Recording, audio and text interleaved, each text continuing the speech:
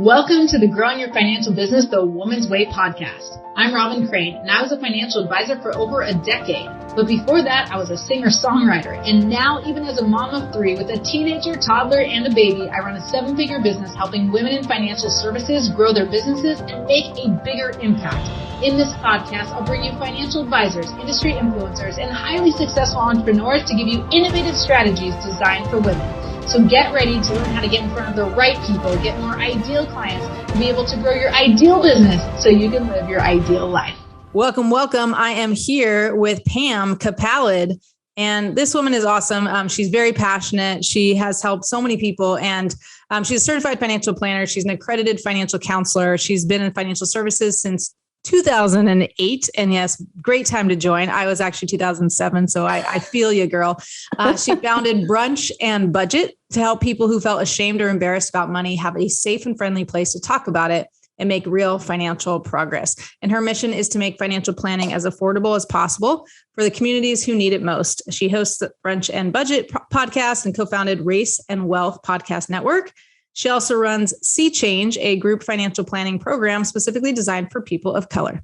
So Pam, so great to have you here. Let's jump into this. I mean, I know you must have a backstory about this, but we talked a little bit pre-recording about your passion about increasing really I always say the footprint of women in the industry, but you're talking about diversity overall, which I think is so important. So tell us a little bit why you're so passionate about that. Yeah, I mean, it all started with the whole concept of Brunch and Budget. I did wealth management for 7 years. And I mean, if we really want to go back, I have a literature degree. And the only reason I'm in finance is because of a Craigslist ad. I wanted to take a random summer job for school, and I saw this ad for a money camp. And I was like, oh, camp and kids, that sounds fun. And I did that for 3 years, and it changed my life. I took my literature degree and I moved to New York and got my foot in the door at a wealth management firm in Midtown Manhattan. And I was like, I'm going to do this. I'm really going to do this, right? And I started learning more about the CFP and more about the industry in general. I have memories of me trying to read the Wall Street Journal and literally understanding nothing that I read. I was like, oh my God, this is literally a foreign language and I have a literature degree. But when I really started delving into personal finance and financial planning in general, I was talking to my friends about it, and my husband is a rapper and a hip hop educator, and we're part of a big artist community. And the thing that I realized when we would go to parties and people would find out what I did is my friends had nowhere to go to talk about their money. And not only that, they were so afraid of it that the only time they would talk to me about it was, at parties when they were a little tipsy. And so Brunch and Budget really came from this idea of someone coming up to me at a party and saying, Pam, I need your help, but I'm so afraid to look. I've never checked my credit score. I have credit card debt, all of these things. And I looked at her and I was like, do you want to do it over brunch or something? And she was like, oh my God, yeah. Like her whole face changed, her whole demeanor, everything changed. I literally just sent out an email to some friends and I said, hey, do you want to trade some food for advice? And that's how Brunch and Budget started. It really just started with me trying to figure out how to get this information that I was learning in wealth management to my friends and to my community. And it really grew from there. They started telling their friends, they started telling their friends. And one thing that I realized as I started meeting with people and seeing more people was I was seeing not only my friends, but their friends. And I was meeting a lot of people of color. And, the CFP training, if, you're probably listening, you've probably taken it, you're in the middle of it, right? I don't remember anything about budgeting or student loan debt or how to get a mortgage or how to save your first $1,000 or how to look at your credit score, none of those basic things. And that's what I found myself teaching during these brunches and having these conversations with, no matter how much money someone made or how much money was in their bank account, they didn't know this basic stuff. And then to add this extra layer onto it, a lot of the clients I was seeing were people of color who were first generation college graduates in their family, first generation with a professional salary. Some of them were the first generation to live in this country. And so they were dealing with other systemic things that had never been addressed in any of my coursework and any of my work in general.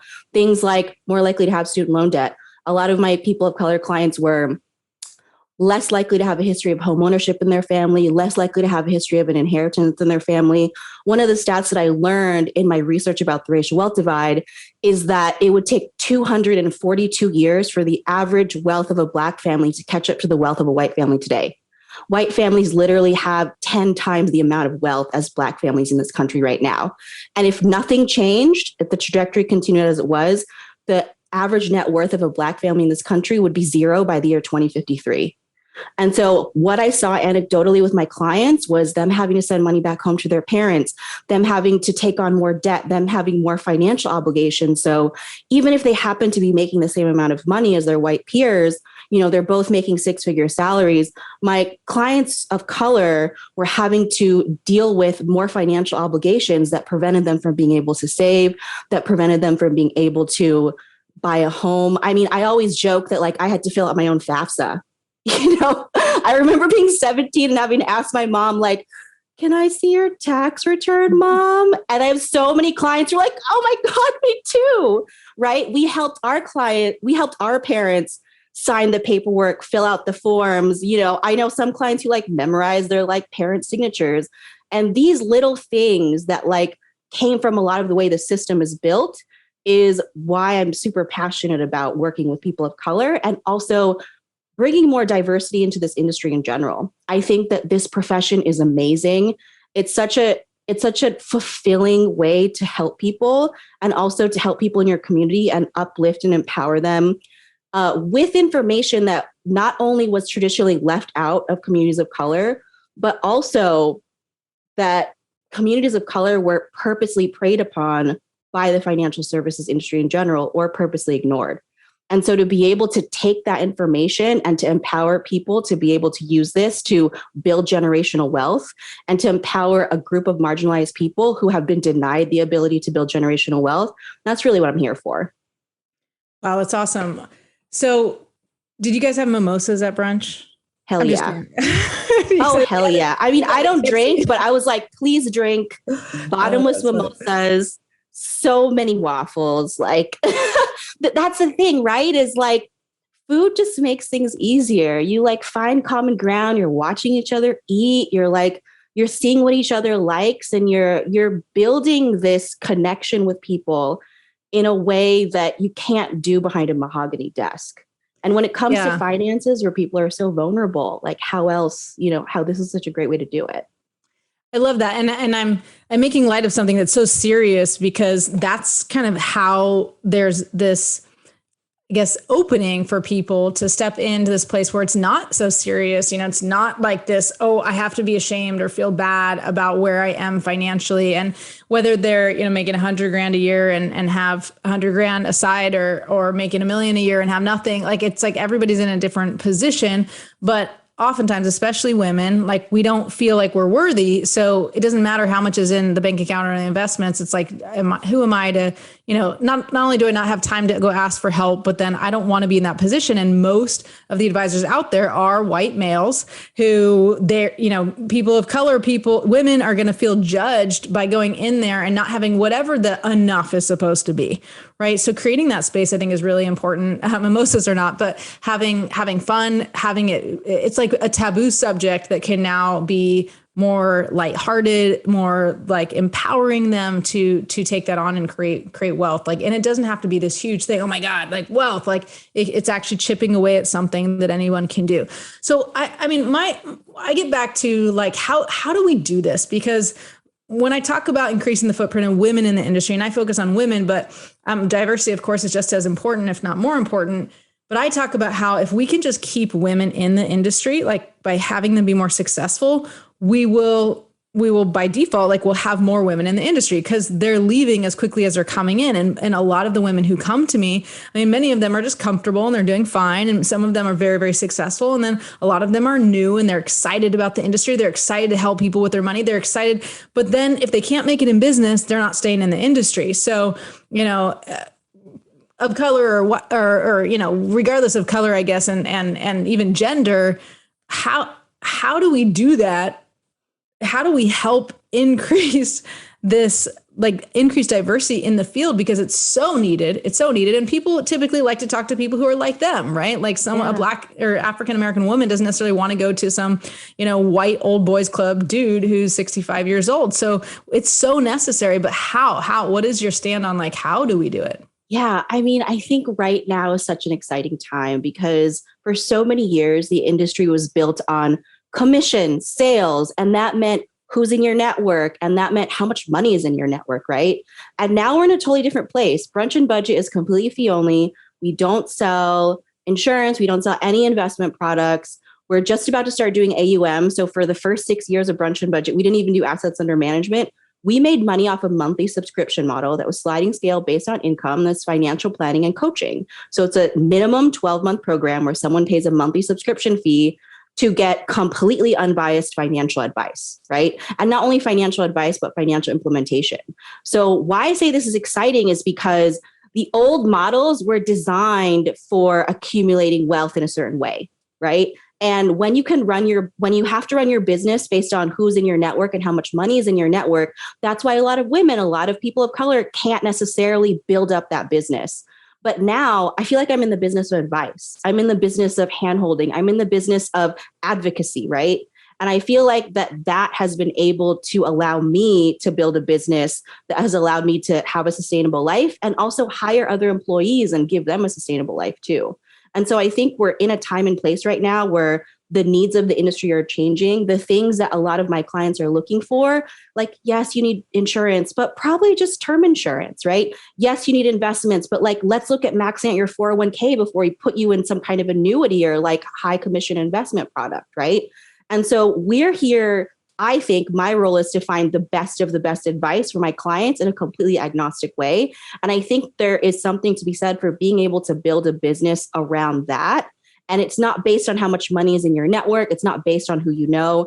It's based on your desire to really want to help people in your community. That's awesome. I love that. And I remember I went to this wealth seminar, and I was in my third year as a financial advisor, and there was a guy in front of the room, a white male, and he was talking negatively about financial advisors. You know, he's basically saying how all they're doing is just trying to sell you commissionable products and, very product driven, that type of thing. And they're not wealthy themselves and they don't make money. And I froze in my seat because I'm like, oh my God, that's totally me. And I had this incredible guilt. I remember leaving crying. And part of it was because I was embarrassed and I felt like a fraud because I wasn't making money and I wasn't wealthy. But part of it was like, oh my gosh, like, have I been selling products like to people that I shouldn't have? And I wasn't trying to, I was trying to do the best, but I was fed product knowledge,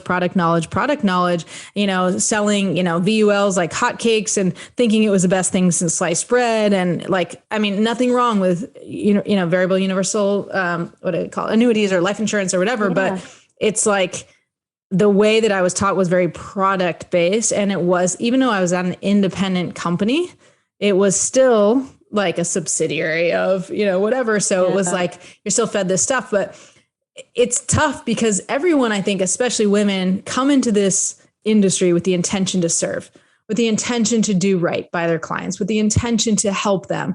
And they also have to survive themselves, because how can you be a good role model? How can you feel congruent? Like, I felt like a fraud because I wasn't wealthy. I felt like a fraud because I wasn't making very much money. So I had to grow my business to be at a point where I felt congruent and I had conviction that my help was actually going to serve someone at the highest level and give them everything. But that took my success to get that conviction. Right. And so I'm just thinking, there's obviously people from all different levels of their business listening to this podcast, but it's like, how do we, there are definitely people listening who are at a broker dealer where they have to sell products to make money. Right. And I always say, well, see if you can do an outside business activity, see if you can do an OBA. Cause I created a whole money coaching program. I went way outside the box and did all that because similarly, I felt like just giving them a life insurance or just giving them a product wasn't actually getting them the result.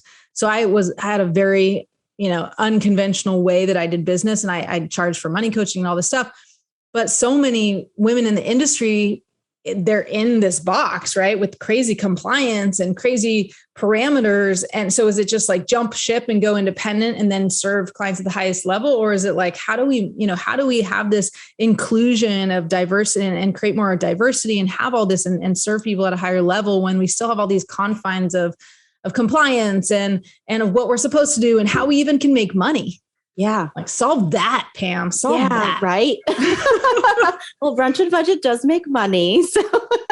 Right. But you had to go independent right? I did have to go independent, but I don't think that's the only way to do it. I mean, the wealth management firm that I worked at was affiliated with Mass Mutual. It was a broker dealer. And one thing I thought was interesting about that structure when I learned more about it was they had their insurance business and their annuity business. And then they had an independent RIA that was affiliated with the insurance and the investments and things like that. So there is that option to do both. If you're someone who is, at a broker dealer, if that's your bread and butter, and if that's the kind of thing where you're like, yes, I believe in these products and I want to sell these products and I still want to be affiliated with it, are there other ways within the confines of compliance that you can do things differently, right? And I thought it was really interesting to have that hybrid model and to be a part of it, because the wealth management division at my firm felt very separate from the insurance and annuities. So separate, in fact, that for 3 years, I had no idea that that's what the other half of the business did, when I first started. And I think that there are ways to get creative about it, like you did, right? With the money coaching and things like that, because ultimately clients do need these products, right? And it's just a matter of figuring out what the right packaging is to get them not only like the right life insurance, the right investments, but what are all the other things around financial planning that we can get to these clients, and how can we create value for them? Because I will tell you right now, clients want to pay for this. I used to not charge for my brunches. I used to, charge very little for my services. And it's really interesting to see. And it's like this weird psychological thing that I understand. But the more you charge, the more valuable clients will see it and the more they will show up. I charge hundreds of dollars a month for someone to meet with me for 15 minutes a month. Right. And, hundreds of dollars, upwards of $1,000 or more a month for someone to meet with me for a short period of time. And it's because I give them peace of mind and I have enough expertise to say, we only need 15 minutes and then you can move on with your life.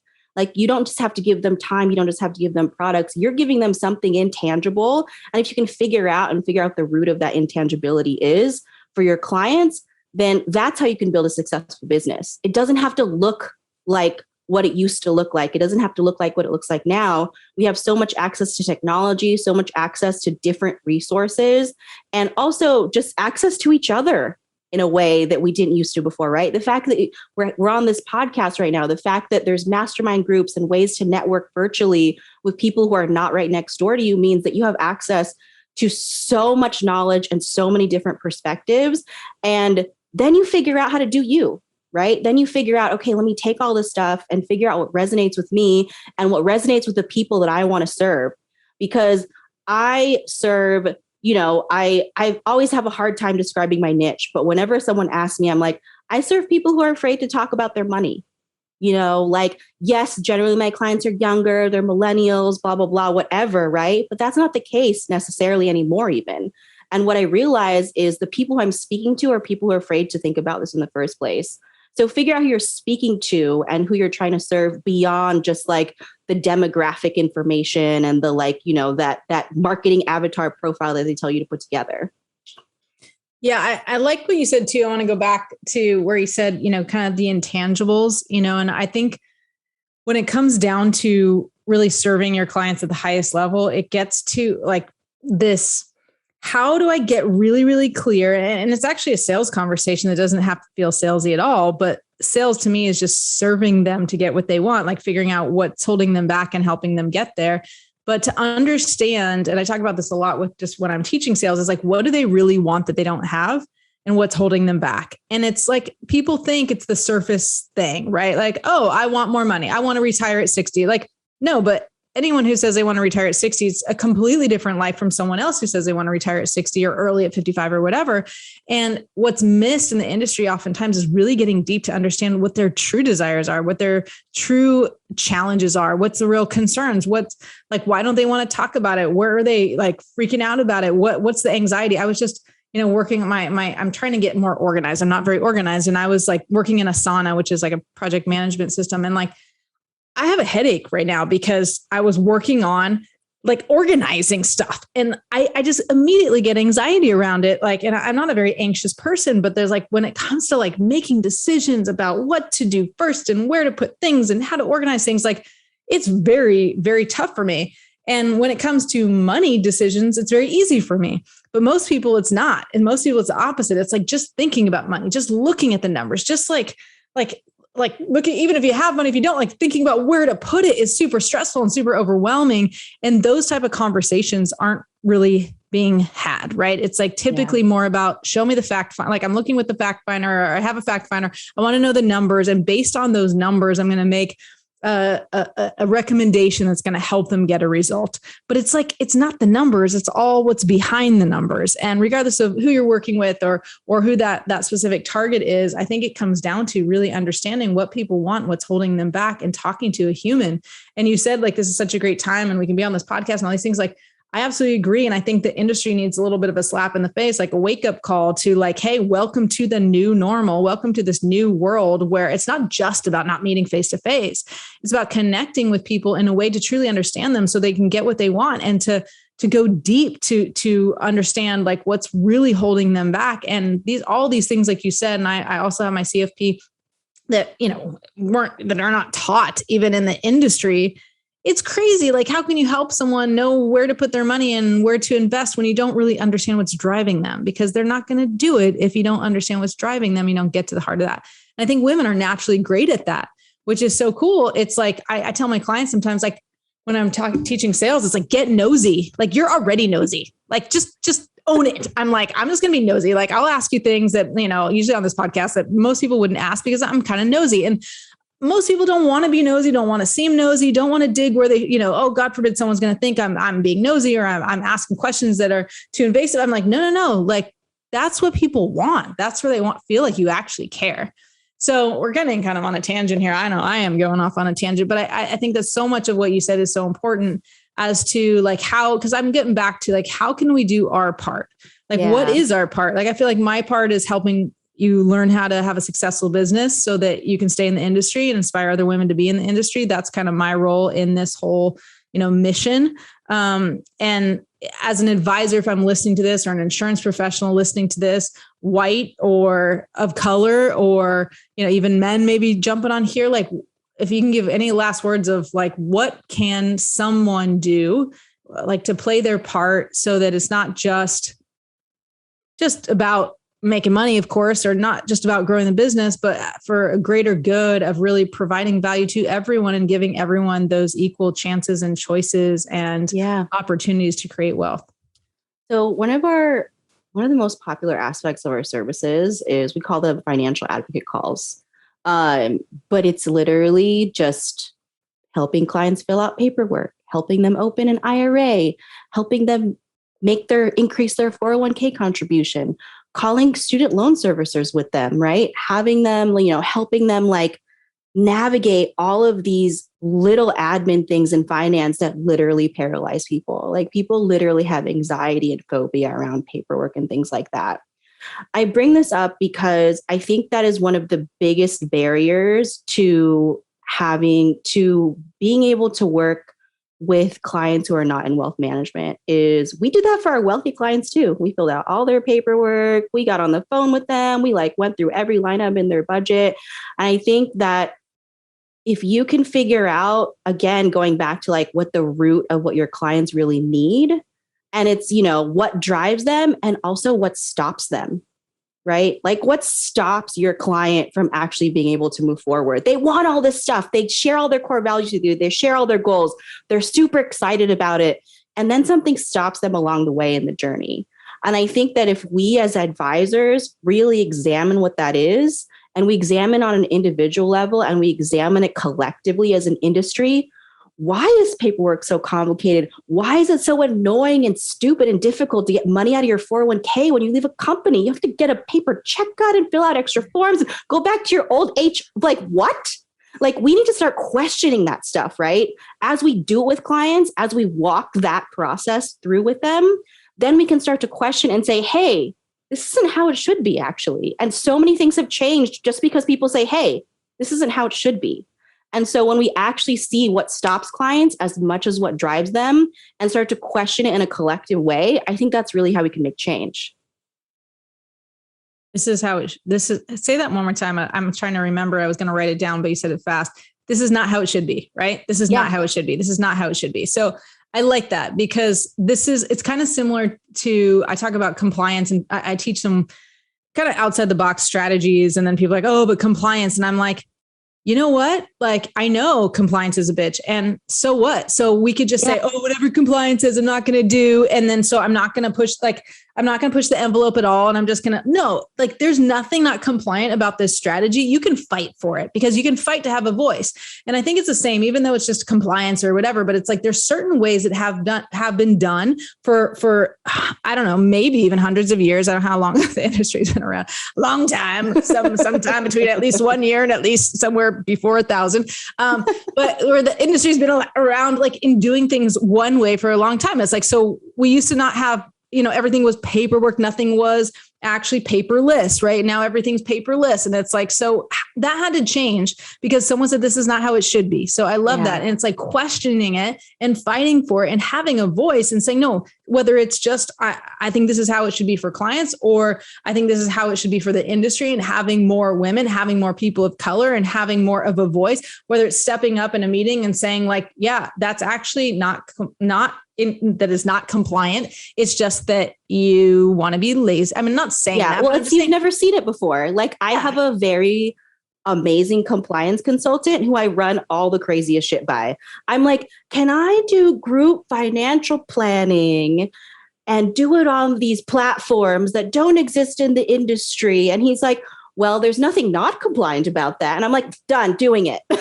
That's the thing, right? And most big companies are like, well, it's not as we've done it before. So we're just going to say no because it's easier, because God forbid someone sues us, So, but the only way this stuff changes is by you. I'm talking to the audience now, not you, Pam, you're doing it, but by you stepping up and questioning things. And I think that comes like, that's how we have women's rights and, and minority rights and gay rights and all these things. It starts with questioning something and thinking that's not how it should be, and using your voice for having a purpose and having like not being just so scared about what everybody thinks and just being okay and say, no, I'm not going to sit at the back of the bus, Rosa Parks, right? Like I'm not going to do that. So like being willing to have an opinion and have a voice and be okay that not everybody's going to like it, which is a whole different topic we could have talked about, but it's like, I like to end with that, to empower you to actually have an opinion, have a voice, and be okay with not everybody liking you about it, because that's how we create change. This is not how it should be.